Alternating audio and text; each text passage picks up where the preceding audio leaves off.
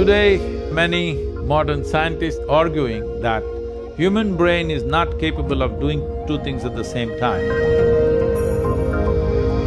I am a living example that they're all wrong. I have 12, 14 tracks running in my mind all the time. Intellect is only the surface aspect, it is a veneer.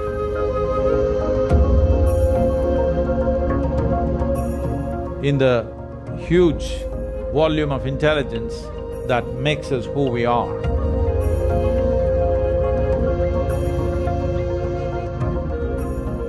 If you look at the evolutionary dimension of life upon this planet, why a human being is dominating this world, though physically we are weaker than many other creatures on the planet, is simply because in some way we have become more competent than others. So the competence of being human is greatly reduced when there is no clear distinction between what is memory, what is imagination, what is sleep, what is wakefulness.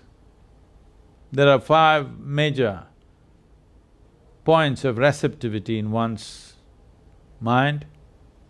These are centers of memory, centers of imagination, centers of right perception, centers of perversion, and centers of sleep.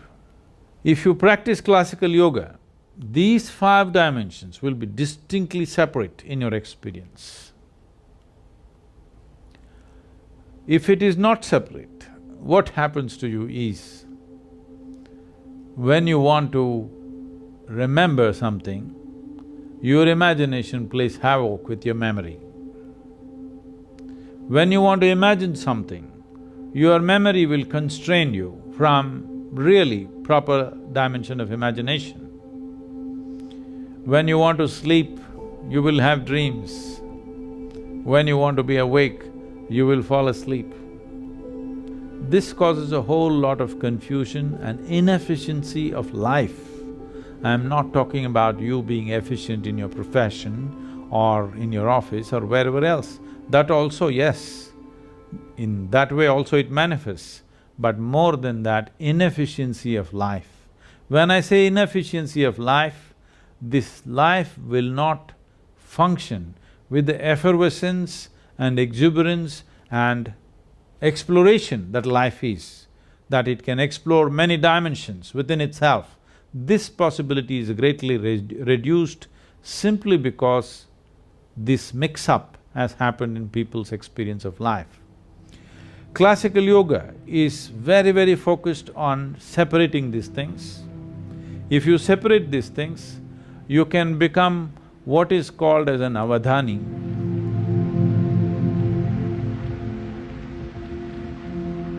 In ancient times, there were many people, today there are a few.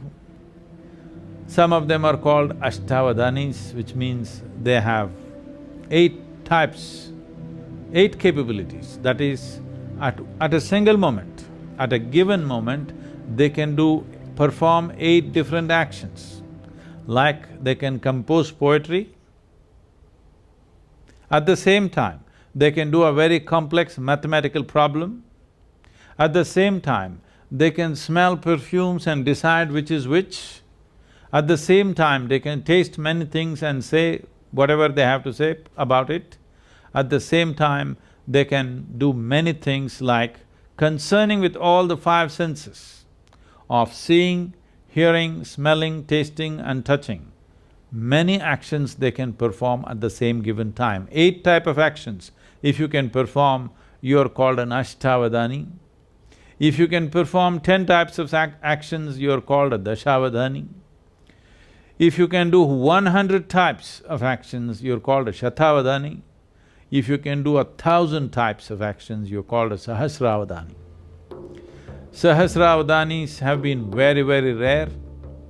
People say that Agastya Muni was a Sahasravadhani, that means he could do 1,008 things at the same time. So these Avadanis are not just legend, there have been many in the past which are well-recorded incidents.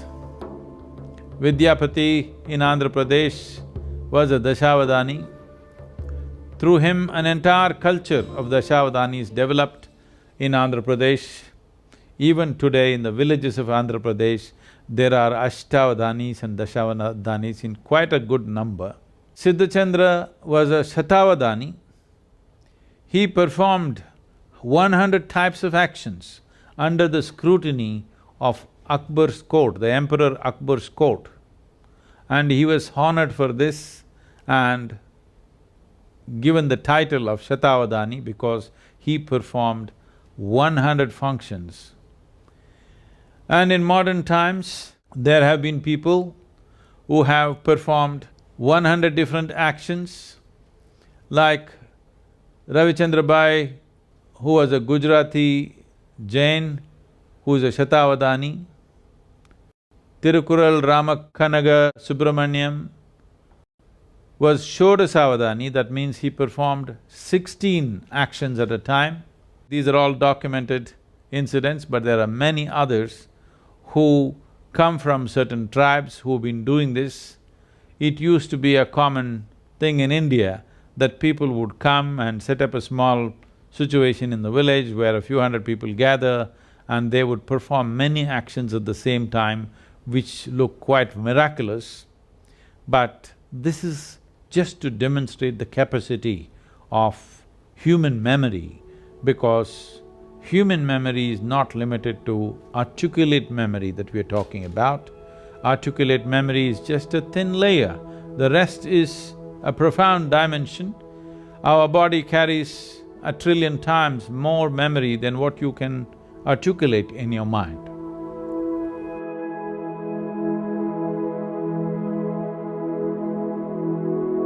Today, there are many modern scientists, unfortunately, arguing that human brain is not capable of doing two things at the same time.